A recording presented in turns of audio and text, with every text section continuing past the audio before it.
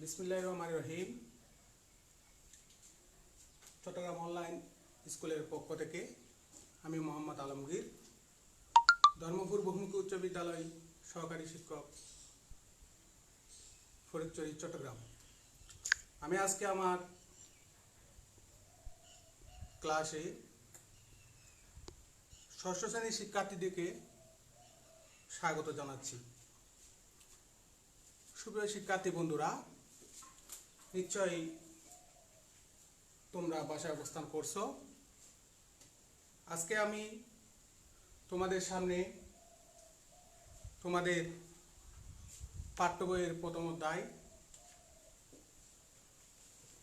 গণিত বিষয়ক একটা পাঠ নিয়ে উপস্থিত হয়েছি। সুপ্রিয় শিক্ষার্থী বন্ধুরা, তোমরা কেমন আছো?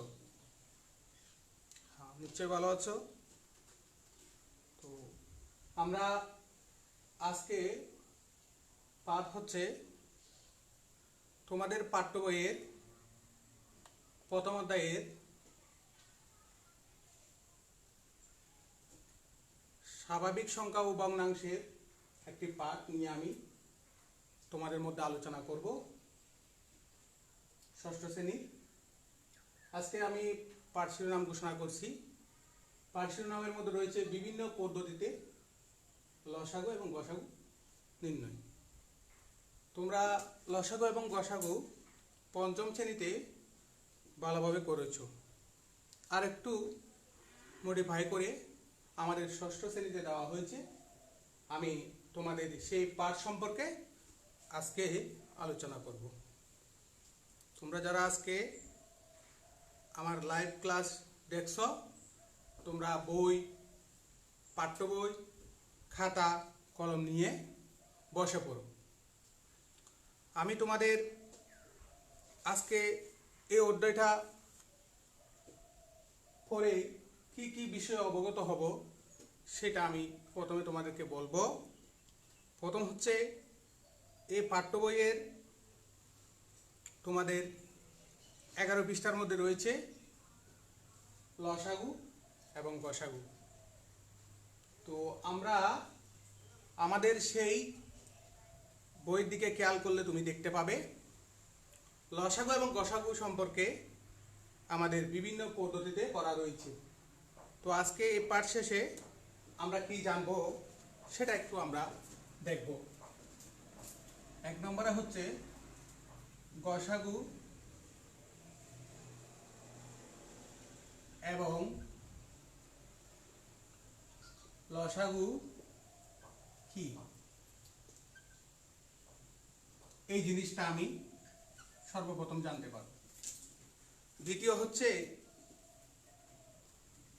কিভাবে ভাগ প্রক্রিয়ায় ভাগ পদ্ধতিতে বা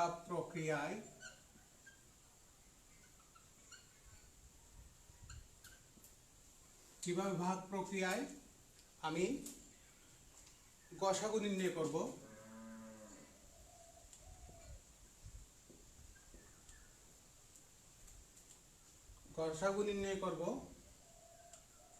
গসাগু জানতে পারবো।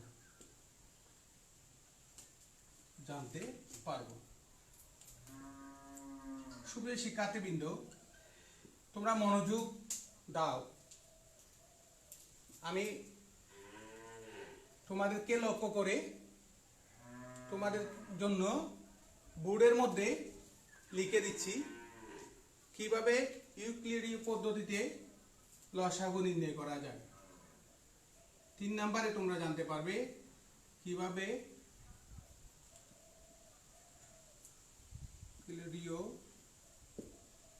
ইউক্লিডীয় পদ্ধতিতে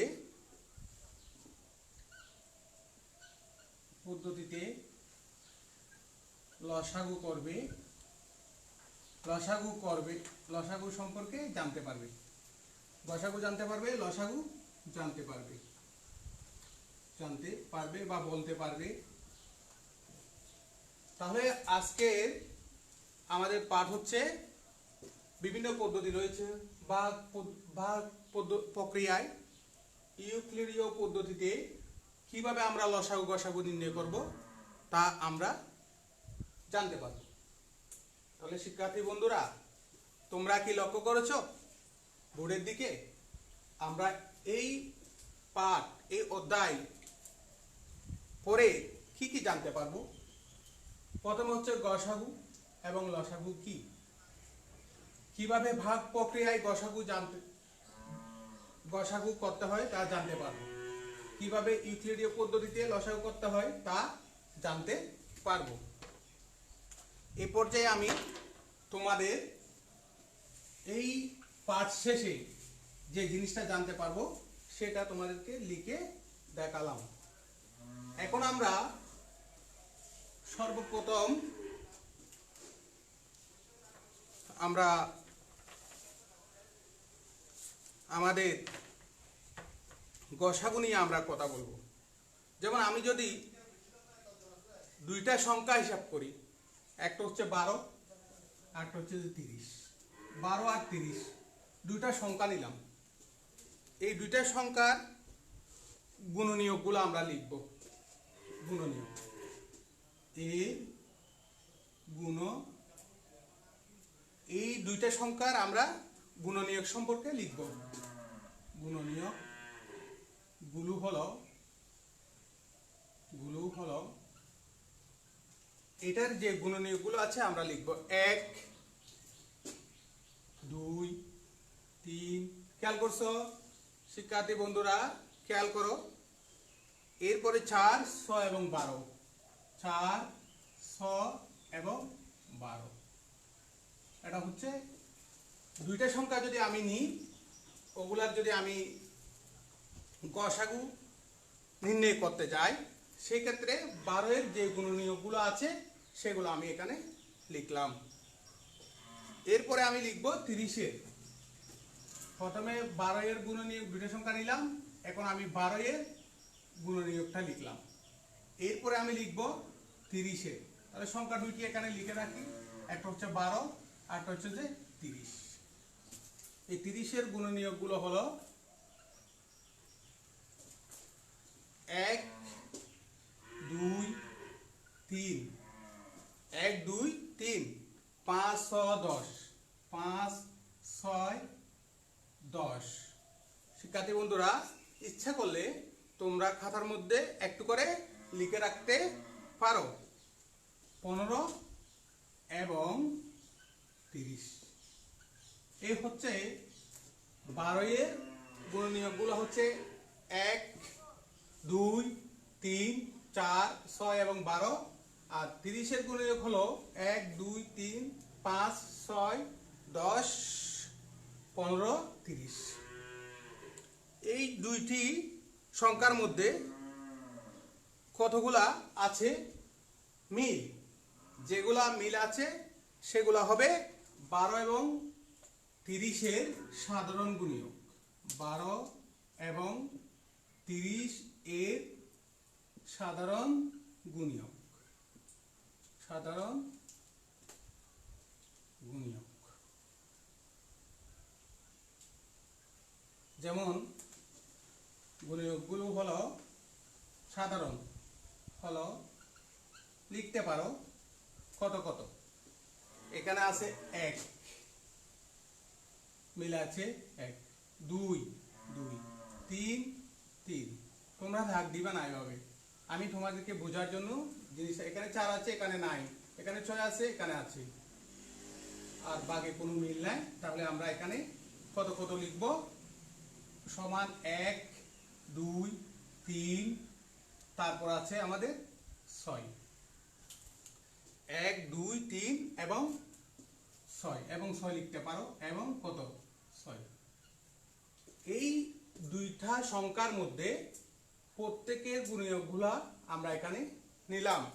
নেওয়ার পরে আমাদের এখানে উভয়ের মধ্যে মিল আছে যেগুলা, সেগুলা হবে উক্ত দুইটি সংখ্যার সাধারণ গুণনীয়ক। সুপ্রিয় শিক্ষার্থীবৃন্দ, এখন আমরা এখানে সর্বোচ্চ যে সংখ্যাটি হবে, এখানে যে সর্বোচ্চ সংখ্যাটি হবে সেটা হবে 12 এবং 30 এর তোমার গসাগু। অর্থাৎ এখন পদ সংখ্যাগুলোর মধ্যে সবচেয়ে বড় গুণিয়ক হবে ওই সংখ্যাগুলার গসাগু। আমরা কি বুঝতে পারছি সুপ্রিয় শিক্ষার্থীবৃন্দ? দুইটা সংখ্যা তুমি খেয়াল করো, এখানে হচ্ছে 12 এর গুণিয়কগুলো লেখা হয়েছে, 30 এর গুণিয়কগুলা লেখা হয়েছে। লেখার পরে 12 এবং 30 এর সাধারণ গুণিয়কগুলা মিলগুলো আমরা এখানে লিখেছি। আর লেখার পরে ওখান থেকে সর্বোচ্চ যেই গুণনীয়কটি থাকবে সেটা হবে গসাগু। পদ সংখ্যাগুলোর মধ্যে সবচেয়ে বড় ওই গুণনীয়ককে সংখ্যাগুলার গসাগু বলা হয়। এখন আমরা জানবো যে গসাগু কি, এটা উদাহরণের মাধ্যমে আমরা বুঝতে পারলাম। তাহলে নিশ্চয়ই তোমরা লিখেছো ইতিমধ্যে, এর মধ্যে অবশ্যই তোমরা লিখে ফেলছো সুপ্রিয় শিক্ষার্থী বন্ধু, লিখে ফেলো। এরপরে আমরা তাহলে জানবো, মুছে দিচ্ছি, তোমরা ইচ্ছা করলে লিখে রাখতে পারো। তাহলে এখন আমরা জানতে পারলাম গসাগু কি। তাহলে আমরা গসাগু কি জানতে পারলাম। গসাগু হচ্ছে গরিষ্ঠ সাধারণ গুণনীয়ক। গসাগু হচ্ছে কি? গসাগু শব্দের অর্থ হচ্ছে গরিষ্ঠ মানে বড়, গরিষ্ঠ সাধারণ গুণনীয়ক। বোঝা গেছে? এ হচ্ছে, তাহলে আমরা দুইটা সংখ্যা দিয়ে উদাহরণ দিয়েছি, 12 এবং 30 দিয়ে আমরা উদাহরণ দিয়েছি। ওই সংখ্যাগুলো দুইটার মধ্যে সাধারণত আমরা কি করেছি, দুইটা সংখ্যা নিয়ে দুইটা সংখ্যার আলাদা আলাদা কি করেছি, গুণনীয়ক নির্ণয় করেছি। তারপর দুইটা সংখ্যার মধ্যে যেগুলা মিল আছে সেগুলা নিয়েছি, মিলগুলাই হবে দুইটা সংখ্যার সাধারণ গুণনীয়ক। এই গুণনীয়ক থেকে সর্বোচ্চ যেটা সেটা হচ্ছে যে কি আমাদের ওই দুইটা সংখ্যার গসাগু। তাহলে আমরা কি বুঝতে পারছি গসাগু কি? তাহলে গসাগু হচ্ছে গরিষ্ঠ মানে বড়, গরিষ্ঠ সাধারণ গুণনীয়ক। বোঝা গেছে? নিশ্চয় তোমরা এটির মধ্যে বুঝতে পেরেছো। এরপরে আমরা আসবো এখন লসাগু। লসাগু কি? লসাগুটা আমরা কিভাবে নির্ণয় করতে পারি? 4, 6, 8 তিনটা সংখ্যা আমি উদাহরণ নিতে পারি। আমাদের পাঠ্য বইয়ের মধ্যে আছে 4, 6, 8 তিনটা সংখ্যা এবং দিয়ে লিখতে পারো। এখানে তিনটা সংখ্যার মধ্যে আমরা দেখতে পাচ্ছি, এখানে তোমার পাঠ্য বইয়ের দিকে পৃষ্ঠা 11 পৃষ্ঠার মধ্যে দেখো, তুমি 11 পৃষ্ঠায় যাও। 11 পৃষ্ঠার থেকে আমরা 11 পৃষ্ঠায় দেখি শেষের দিকে উদাহরণ করা আছে। এখানে দেখি আমরা, খেয়াল করো তো দেখি, সবাই বই খুলো, বইয়ের মধ্যে দেখো। এরপরে আমরা দেখি 4 এর গুণিতক। তাহলে এখানে 4 এর গুণিতক বাইর করব, গুণিতক 4 এর কি বাইর করব আমরা এখন? গুণিতক গুলো হলো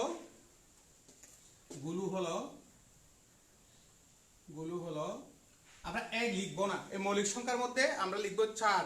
তাহলে 4 যেহেতু আছে 4 লিখবো, 4 দুগুণ 8 লিখবো, 8 দুগুণ 16 লিখবো। 8 দুগুণ 16 হবে না, এখানে 4 কে প্রথমে 2 দিয়ে, তারপর 4 কে কত দ্বারা করব?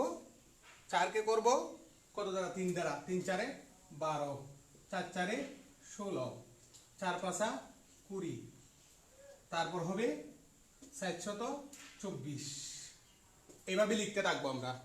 এগুলো হচ্ছে সাইডের সাধারণ, সাইডের শুধু সাইড সংখ্যাটির গুণিতক। এরপরে আমরা 6 লিখবো একইভাবে। 6 যদি লিখি, 6 গুলা হলো তোমার বইয়ের মধ্যে আছে, মেন বইয়ের মধ্যে তোমরা একদম 12 পৃষ্ঠার মধ্যে, 12 পৃষ্ঠা 11 পৃষ্ঠার পরে 12 পৃষ্ঠা দেখি উল্টাও তো একটু করে, উল্টালে তোমরা বুঝতে পারবে। অর্থাৎ 12 পৃষ্ঠার শেষের দিকে লেখাগুলো আছে। তারপরে গুণিতকগুলো হলো, তারপরে হবে যে 6, গুণিতকগুলো হলো 6, তাহলে 6 দুগুণ 12 হবে, খেয়াল করো। 18 হবে, 24 হবে, খেয়াল করছো মেন বইতে আছে। 30 হবে, এরপরে সংখ্যাটা কত হবে? 37 হবে, এইভাবে ইত্যাদি ইত্যাদি হতে পারে। সর্বশেষ এবং দিয়ে লিখো 8। 8-এর গুণিতকগুলো হলো কত কত হতে পারে, তাহলে 8 তো থাকবে, 16 হবে, 24 হবে, এরপরে কত হতে পারে, মেন বইতে আছে 32 হবে, এরপরে কত হতে পারে, 40 হতে পারে, 48 হতে পারে, এগুলা।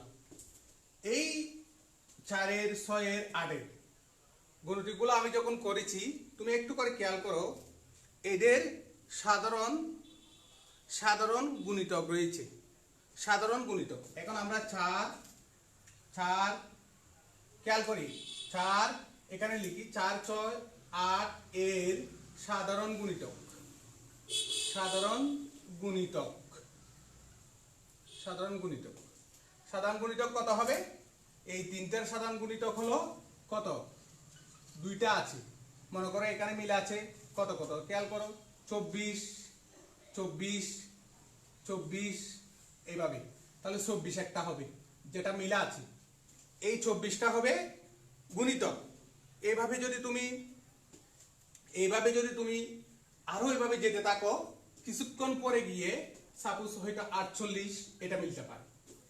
এখানে আরো করতে থাকবে তুমি, প্রত্যেককে 4কে প্রথমে 4, 2, 3, 4, 5, 6 এইভাবে করতে থাকলে তুমি যখন ইত্যাদি সংখ্যাগুলো এইভাবে লিখতে থাকবে, তখন এখানে এইভাবে 24 মিলে যাবে, অর্থাৎ তোমার 48 বা এরপরে সংখ্যাটি 3টার মধ্যে মিলে যাবে। যখন মিলে যাবে, এই 2টা সংখ্যার মধ্যে সবচেয়ে ছোট গুণিতকটা হবে তোমার লসাগু। এখানে সবচেয়ে ছোট 2টার মধ্যে ছোট হচ্ছে 24টাই হবে লসাগু। আমি কি বুঝাতে পারছি এই জিনিসটা? দেখি তোমরা একটু করে লিখে নিতে পারো, খাতার মধ্যে একটু করে লিখে নিলে তোমাদের জন্য এটা মঙ্গল হবে। তাহলে আমরা এখন তাহলে কি বলতে পারি? আমরা তাহলে লসাগু কাকে বলতে পারি? 2 বা ততোধিক সংখ্যার মধ্যে ক্ষুদ্রতম সাধারণ গুণিতককে তাদের লঘিষ্ঠ সাধারণ গুণিতক বলা হয়। তাহলে 1 বা একাধিক সংখ্যা থাকবে, যেখানে 1 বা একাধিক সংখ্যা থাকবে সেখানে তোমরা আইডেন্টিফাই করে এটার মধ্যে সবচেয়ে ছোট সংখ্যাটি হবে, ওই সংখ্যাগুলার কি হবে? লসাগু হবে। তাহলে আমরা কি বুঝতে পারছি লসাগু কি? তাহলে এই উদাহরণ থেকে বোঝা যায় লসাগু কি। তাহলে আমরা এখন মুছে দিতে পারি। আমরা 2টা জিনিস অবগত হয়েছি এই অধ্যায় থেকে। প্রথমে শিখলাম আমরা গসাগু। গসাগু অর্থ কি? গরিষ্ঠ, আবার একটু রিভিউ করলে গরিষ্ঠ সাধারণ গুণনীয়ক। তারপরে হচ্ছে এরপরে হচ্ছে লসাগু। লসাগু হচ্ছে লঘিষ্ঠ। লসাগু হচ্ছে কি? আমাদের লঘিষ্ঠ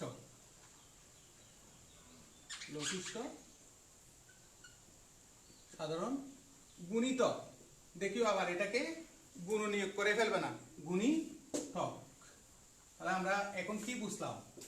গসাগু কি, লসাগু কি, 2টা জিনিস আমরা বুঝতে পারলাম। এবং একাধিক সংখ্যা থেকে এটা কিভাবে আমরা বাইর করব, নির্ণয় করব, তা এখন আমরা বুঝেছি। তাহলে এখানে অত থেকে বুঝে যায় গরিষ্ঠ মানে বড় মনে করব, আর লঘিষ্ঠ হচ্ছে ছোট মনে করব। তার মানে একাধিক সংখ্যার মধ্যে সবচেয়ে বড় যেটা, আমি যখন মাথায় আনতে হবে যে গসাগু নির্ণয় করব, গসাগু যখন নির্ণয় করব তখন গরিষ্ঠ সাধারণ গুণিতক আমরা নির্ণয় করব। গরিষ্ঠ সাধারণ যখন নির্ণয় করব তখন হবে বড়।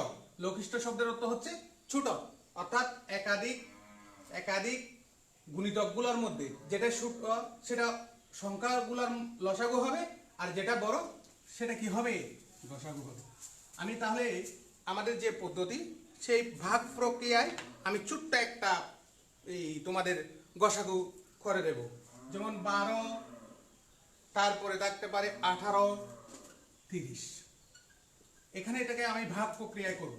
এখানে লিখতে পারি ভাগ প্রক্রিয়া বা ভাগ পদ্ধতিতে, ভাগ প্রক্রিয়ায় এটা করব আমরা। তাহলে কত হবে? 12 দ্বারা 18কে ভাগ করব, 12কে 12 হবে।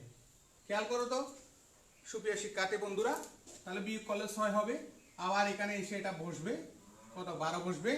এখানে যদি বলি 6 দুগুণ কত হবে 12 হবে। এখানে আমাদের একটা জিনিস লক্ষ্য করো, এখানে আমাদের ভাজক আছে, ভাজ্য আছে, ভাগফল আছে, ভাগশেষ আছে। এখানে ভাগশেষ ভাগফল এক, ভাগ এখানে ভাজক যেটা সেটা দিয়ে আবার পরবর্তী সংখ্যা যেটা আছে 30, 6 কে 30 দ্বারা কি করব ভাগ করব, 500 কত হবে 30 হবে। 500 কত হলো 30 হলো। তাহলে সংক্ষেপে বলা যায় এখানে গসাগু হবে কত, গসাগু হবে 6।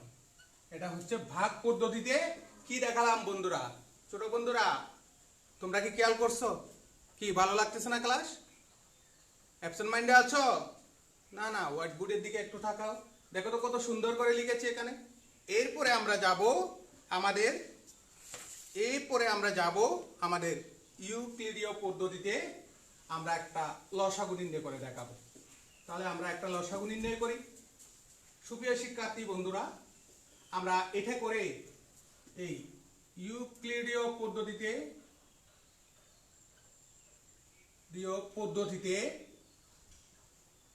পদ্ধতিতে লসাগু নির্ণয় করব। লসাগু তাহলে আমরা কতগুলো সংখ্যা নিতে পারি, যেমন যদি বলা হয় কথার কথা একটা নিই 33, 55, এরপরে আমরা নিতে পারি 60, এরপরে নিতে পারি 80, এরপরে নিতে পারি 90, এভাবে নিলাম যা আর কি। এটাকে আমরা করার প্রথম শর্ত হচ্ছে কমা দিয়ে দিয়ে লিখে এরকম একটা চিহ্ন দিব। এরপরে আমরা এক ব্যতীত মৌলিক সংখ্যা দ্বারা ন্যূনতম কমপক্ষে এতগুলা সংখ্যা থেকে দুইটাকে ভাগ যায় এইরকম একটা সংখ্যা দ্বারা ভাগ করতে হবে।